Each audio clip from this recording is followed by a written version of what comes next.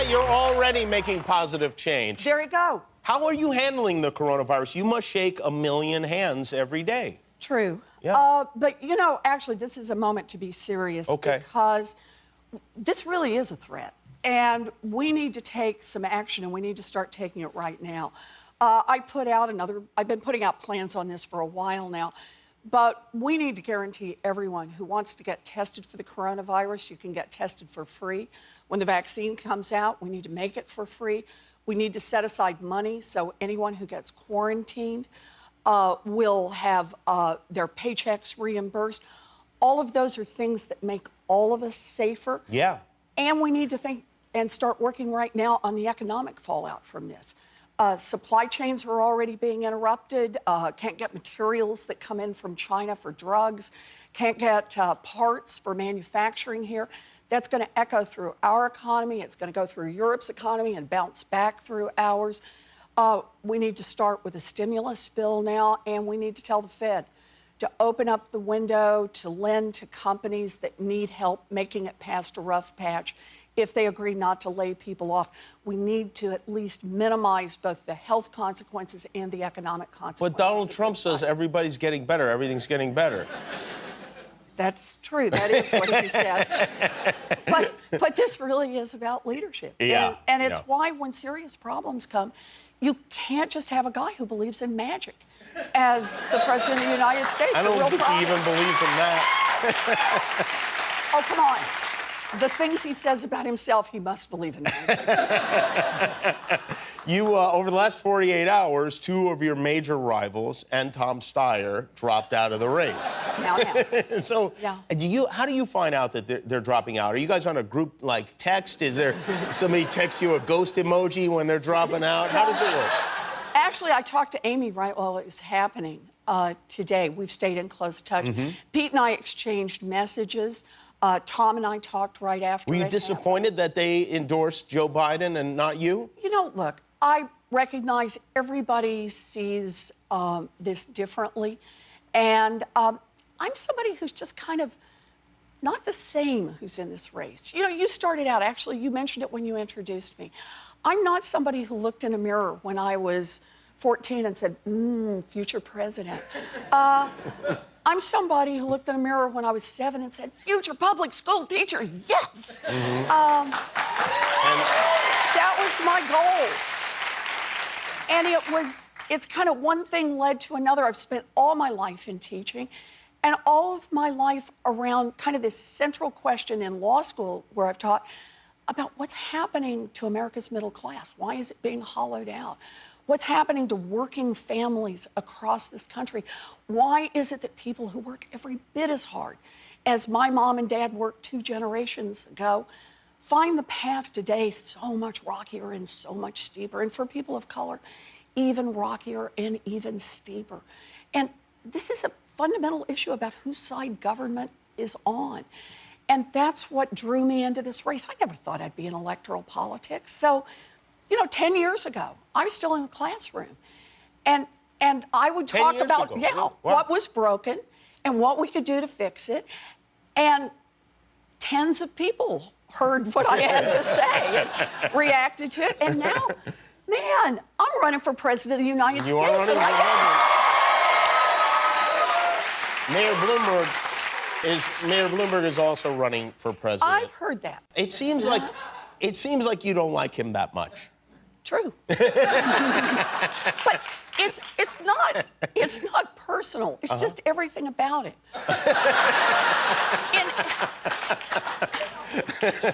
Look, here is this guy who makes $1 bazillion and says, well, that must mean that he's qualified to be president of the United States.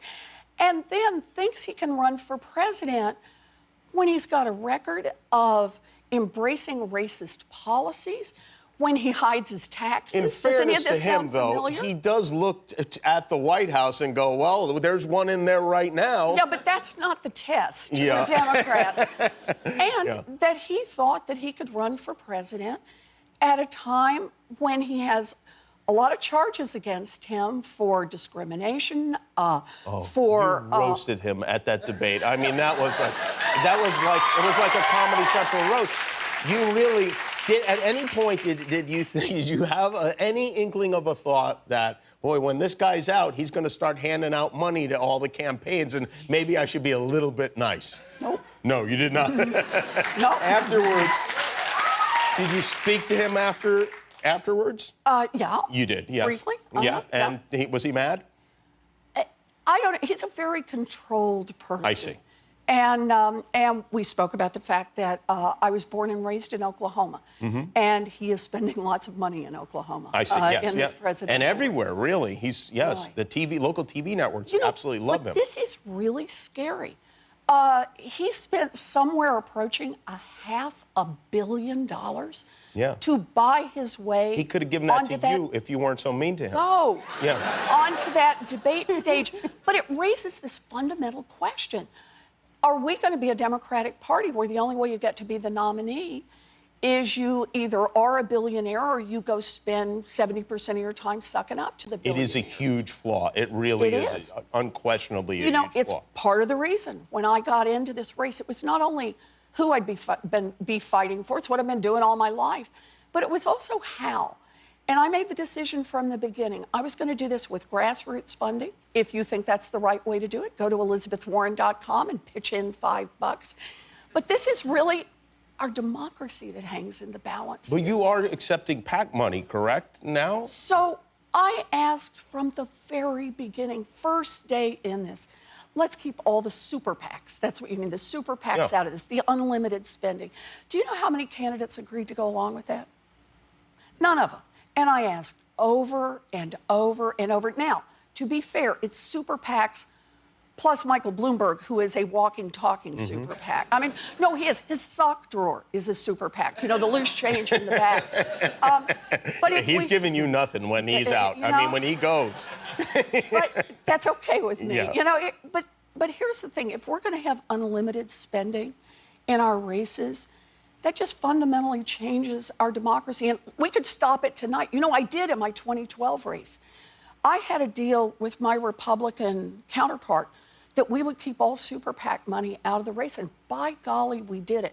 But it takes everybody agreeing to do it. And that's how I think it should work. So tomorrow is Super Tuesday. Yes, it is. 70% of all the, 40% of all the delegates. I will tell you, the conversation that I've had with people over and over and over again, where people seem to think I know something, which I don't, is they want to know, you know, do I vote for the person that I like and think would be the best president, or do I vote for the person who I think couldn't beat Donald Trump? And for a lot of people, they think those are two or maybe even four different people. What do you say to people who are in that state of mind right now and going to vote tomorrow? So I think number one is you have to vote for the person you think will make the best president of the United States, period. I think that's people's sacred obligation. But I also believe those things don't diverge. That over time, as more comes out about people, the person who will make the best president is also the person who's got the best chance of beating Donald Trump. Because here's the thing, it's going to take standing up against Donald Trump, you bet. But it's also going to take talking about our affirmative vision of the kind of America we want to be. Do we just want to say, hey, look, just get rid of Donald Trump and we'll go back to the way things were before? No. We have this opportunity, this amazing opportunity in 2020 to fix a lot of what's been broken for a long time in this country and to take on questions like racial justice and economic justice and environmental justice and social justice. We have this opportunity to build a nation where every person has value and where every child is worth investing in. And I believe that's how we build a future in this country. And I think that's also how we beat Donald Trump. Senator Elizabeth Warren, we'll be right back after this. We are back with Senator Elizabeth Warren, Freddie Highmore, and Tame Impala are on the way. Daylight savings is this weekend. What is your take on that? Because I'll tell you something, this is the bad one where my son gets up like at 5 o'clock in the morning. You could win a lot of votes from a lot of parents if you were to get rid of this thing. Okay, done. You done? Okay, good. Wow, that was easy. You know, I feel like I don't know that much about your husband. Your husband, Bruce, who's a professor as well. Uh-huh. And he really is. has he Have you guys had conversations about, like, I mean, obviously we wouldn't have a first lady, Bruce. He would have to be, he'd be the first man or something. Yeah, or... his name is Bruce Mann. Oh, Bruce Mann. So the first man with two N's. Yeah, that's right. That's right. You know, I have to say this. Bruce is not my first husband. It took me a couple of bites at the apple What? to get this This right. isn't... So, but once you find the right one, hang on. He is the perfect husband for me. And because whatever I want to do in like these, I got to be in this fight, he's just 100% in to try to help. And so when people kid him about, you know, you'd be the first man, and he gets invited to things and people make jokes about this, he's like, okay. He likes if it. This, no, I didn't say that. Oh, I said, he's like, good. If this is part of what helps, then he's glad to do it. Do you have a person in mind, and I know it's not something you'd probably share, but do you have a person in mind that you feel like this is who I would want to be my running mate? Yes. You do? But I'm not telling. Okay. Do you think maybe, I feel like it would be wise to reveal those names, because I think it could be something that gets people excited. You might be right about that. On the other hand, think of all those people who think I'm thinking of their name. Oh, yeah, that's true. I have another theory. Someone you've been spending a lot of time with on the campaign trail. If you were to name your dog Bailey your running mate, I think America would love it, absolutely love it. Have you considered, and listen, Donald Trump got a pet for a running mate. Maybe you could do the same thing. You know, Bailey is running for first dog. Okay. He is ready to have a dog back in the White House. He's working on his issues that he wants to be able to put out there. I have another running mate idea for you, a real one. Here we go, Lizzo. That's a great, wouldn't that be great? Yep. The music would be great. Yes, it would be. She plays the flute. Yep. Is she one of the people you're thinking of? She is. Okay, good. We've done this with several candidates, and I feel it's only fair that we made some merch for you as well. Oh, good. So these are, I know it's, it's late in the game, but taking care of business. I like That's that. yours. Taken care, and we can make it a whole song. Yeah, well, it already is one. Yeah, I like Warren G, like an original gangster. And we've got a tote, which you must have in order to vote for Liz. She's the shiz. Yes? I like it. I'll pack this all up. Thank you. I'm so grateful. I'm so grateful. Tomorrow's the big day. Yep. Is everything riding on tomorrow?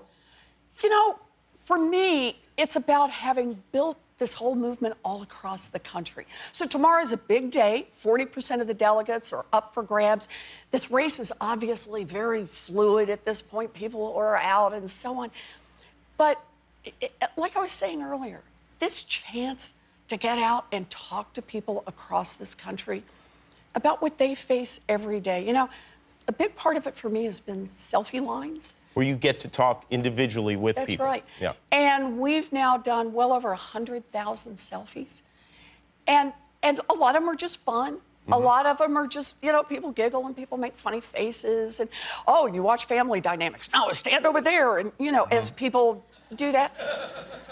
But there are also the ones where somebody comes through and the little girl's adorable and she passes on through and the mom gives me a hug and says, please hang on to health care. She has brain cancer.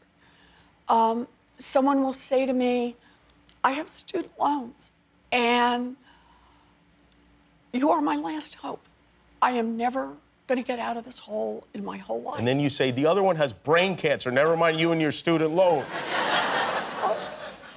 It's that about every, 10th, 20th person, it's all fun, and then someone, it's almost like a knife between the ribs because it is so painful. They so much need a government on their side.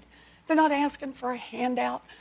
They're just asking for a government that's on their side instead of on the side of the billionaires who don't want to pay a fair share in taxes, instead of on the side of the giant corporations that just keep rigging the rules in their favor.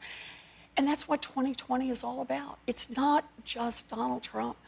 2020 is about how we see our commitment to each other. 2020 is about how we use the tool of government, not to just lift up those who have already been lifted so high, but how we use the tool of government to invest and lift up all voices in this country.